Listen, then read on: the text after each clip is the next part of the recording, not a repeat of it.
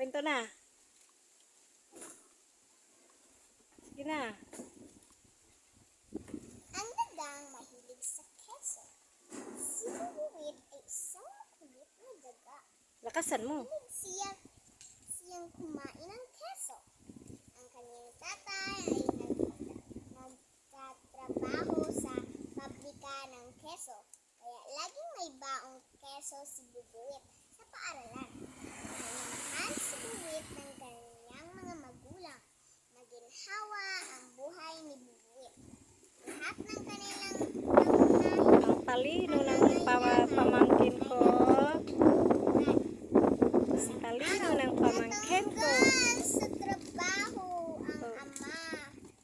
ang ama ni Bubuwit dahil sa sama ng loob. Ang cute ng Ito pamangkin ay ko. nagkasakit.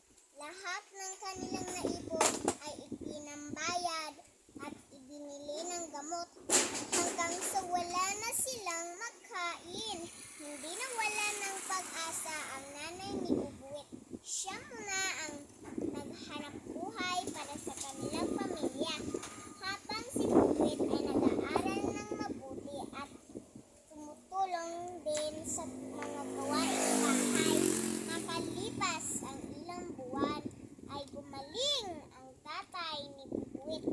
Siya ay muling nagkaroon ng maayos na hanap buhay. Naging maayos ang buhay ng pamilya ni Bubuwit. Maunyang ako ang kwento, guys. O diba? Muna siya. Ang dagang mahilig sa keso.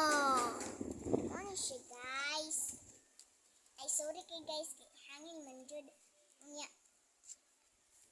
Unya guys. Kato nga kwento. Tiyada. Kato siya nga kwento, guys. Unya. Si Bubuwit ko no kay kiat. Kiat. Si Bubuwit. Kuan pa jud. Kuan nya.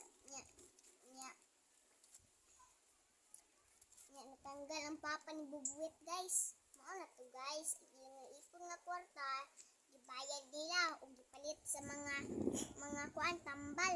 Mao to, guys. Katong walan. So karon, guys, is